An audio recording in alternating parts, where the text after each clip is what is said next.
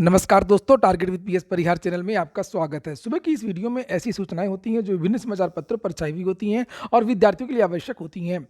तो आइए शुरू करते हैं और देख लेते हैं कि आज के समाचार पत्रों में विद्यार्थी जीवन से संबंधित कौन-कौन सी सूचना है। आगे बढ़ने से पहले एक सूचना उन विद्यार्थियों के लिए है जो विद्यार्थी पीसीएस 2023 आरओ 2023 खंड शिक्षा अधिकारी भर्ती की तैयारी कर रहे हैं। वे सभी अभ्यर्थी समीक्षा दृष्टि एक ये बेहतरीन प्लेटफॉर्म है।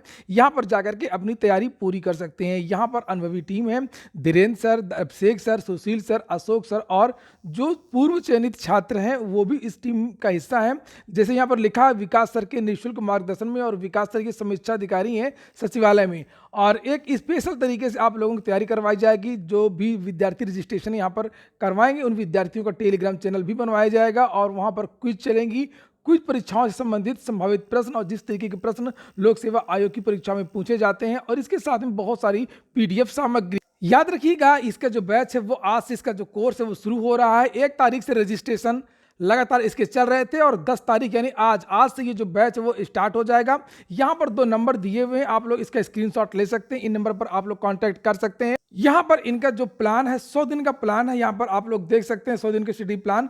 पहले दिन आपको क्या मिलेगा, दूसरे दिन क्या मिलेगा, तीसरे दिन क्या मिलेगा, सारा का सारा जो प्लान है वो आपको पहले ही बता दिया जाएगा। 100 दिन की ये जो फीस है वो भी बहुत कम रखी गई है। केवल 999 रुपए में आपको ये तीनों तैयारियां करवाई जाएंगी। कैसे एडमिशन होगा, क्या होगा, उसके लिए भी आप लोग मेरा भी टेलीग्राम चैनल ज्वाइन कर सकते हैं। वहां पर भी आपको जानकारी मिल जाएगी, ये पीडीएफ आपको मिल जाएगी वहां पर।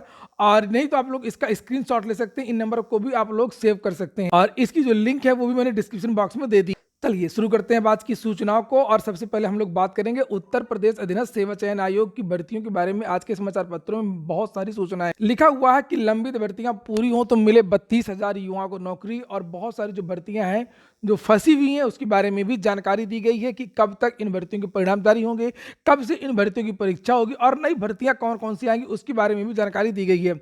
जैसे हम लोग यहाँ पर बयान को देखें तो लिखा कि लंबित परिणाम जारी करने और भर्ती परीक्षाएं कराने की प्रक्रिया लगातार जारी और इसकी जानकारी आयोग समय समय पर अपडेट की जा रही है। आयोग से प्रवीर कुमार, अध्यक्ष यूपी यानी परीक्षा कैलेंडर नहीं, और हम इसी तरीके से जानकारी देंगे। कहने का मतलब ये है इनकी उत्तर प्रदेश अधीनस्थ सेवा चयन आयोग में भर्ती परीक्षा के लंबित परिणामों, बहुप्रतीक्षित परीक्षाएं और नए आवेदन की प्रक्रिया अगर पूरी हो जाए तो 32,000 युवाओं को नौकरी मिल जाएगी।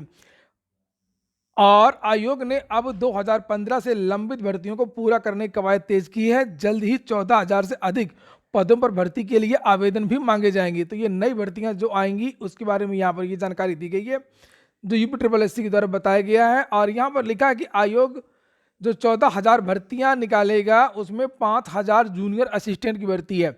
ठीक है, कृषि प्राविधिक के 3500 पदों पर भर्ती है, गन्ना पर्यवेक्षक के 951 पदों पर भर्ती है, ग्राम विकास की 2100 पदों पर भर्ती है। हालांकि इन सभी भर्तियों के बारे में मैं पहले ही बता चुका हूं आप लोगों को कि ये भर्तियों के अधियाचन लगभग 2-2 साल पहले आ चुके थे यूपी में। और यहाँ पर लिखा कि ग्राम विकास अधिकारी के 2100 और ग्राम पंचायत अधिकारी के 2500, तो लगभग इन दोनों को आप जोड़ दीजिए तो लगभग 4600 पदों की भर्ती तो यही हो गई। और लिखा इन पदों के लिए जल्द ही आवेदन मांगे जाएंगे। इनमें से कुछ भर्तियां हैं जिसके लिए सामान्य ग्रेजुएट जो हैं वो आवेदन करेंगे, जैसे ग्राम पंचायत, ग्राम विकास, जूनियर असिस्टेंट इत्यादि। एजीटीए जो कृषि प्राविधिक की भर्ती है इसमें कुछ स्पेशल योग्यता भी मांगी गई है। और लिखा हुआ पीईटी उत्तीर्ण विद्यार्थी इसमें आवेदन कर सकेंगे। पीईटी 2022 का जो परिणाम है वो जनवरी के अंत में घोषित किया जाएगा। और जो पुरानी भर्तियां हैं और यूपी जिस पर लगा हुआ है उसके बारे में लिखा कि जो मार्च अप्रैल तक जो परिणाम जारी नहीं हुए परिणाम जारी हो जाएंगे। उत्तर प्रदेश अधीनस्थ सेवा चयन आयोग ने 2015 से लंबित 12,709 पदों की भर्तियों के परिणाम जारी करने की कवायद तेज कर दी है। और लिखा लंबित 5,172 पदों की भर्ती की जो परीक्षा है वो अप्रैल के बाद होगी। आपकी वीडियो परीक्षा के बारे में भी यहाँ पर जानकारी दी गई है जो पुरानी भर्तियों में वो भी आती है। जैसे लिखा कि 2016 से लंबित समाज कल्याण विभाग में ग्राम विकास अधिकारी के 1953 पदों, जूनियर असिस्टेंट के 2,224 पदों और वन दरोगा जिसका अभी लिया गया था आवेदन की के लिए अप्रैल के बाद लिखित परीक्षा होगी। तीनों भर्ती परीक्षाओं के लिए करीब 16 लाख से अधिक अभ्यर्थियों को भर्ती का इंतजार है। सम्मिलित तकनीकी सेवा के 294 पदों पर 216 से लंबित कंबाइंड टेक्निकल की बात हो रही है, 294 पदों पर 200 ये जो भर्ती का जो आयोजन है वो भी होगा। तो ये जो परीक्षाएं इन सभी भर्तियों की ये परीक्षाएं आपकी अप्रैल के बाद होंगी, ये बात भी यहाँ पर क्लियर कर दी गई। जिन भर्तियों के परिणाम आएंगे उनके बारे में लिखा गया है। देखिए जेई की यहाँ पर बात की जाए, मंडी की बात की गई है, बोरिंग टेक्नीशियन की बात की गई है और वन्य जीव रक्षक और लेखपाल भर्ती की यहाँ पर बात की गई। यूपी ट्रिपल एससी में कहाँ कहाँ से अधियाचन आए हैं उसके बारे में यहाँ पर जानकारी दी गई है। जूनियर जिनकी बात अभी यहाँ पर हो रही थी वही बात यहाँ पर भी लिखी है। और किसी किसी भर्ती में जो अधियाचन आया है तो उसमें कुछ तकनीकी अड़चन है, उस पर मार्गदर्शन मांगा गया है। मार्गदर्शन मिलते ही इन भर्तियों के लिए आवेदन की प्रक्रिया शुरू कर दी जाएगी।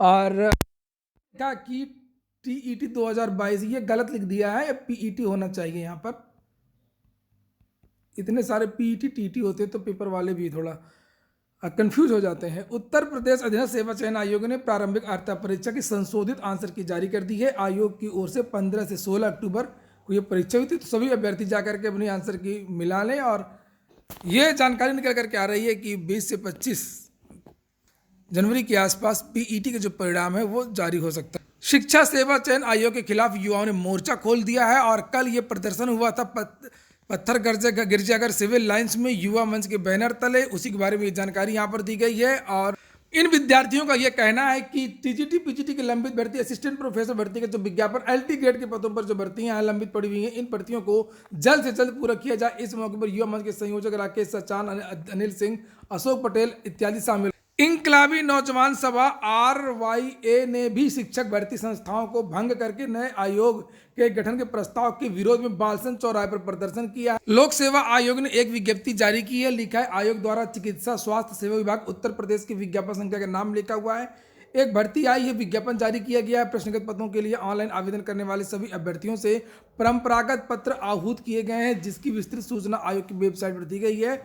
और वेबसाइट upsc.up.nse.in है, यहाँ पर जाकर के विद्यार्थी देख सकते हैं और जो परंपरागत आवेदन है उसे भर सकते हैं। एडीसी से असिस्टेंट प्रोफेसर भर्ती और अन्य पदों पर भर्ती आई थी, उसके बारे में भी लिखा हुआ है। इलाहाबाद डिग्री कॉलेज ने शिक्षक भर्ती के आवेदन जमा करने की अंतिम तिथि 10 जनवरी से बढ़ा करके 17 जनवरी कर दी है।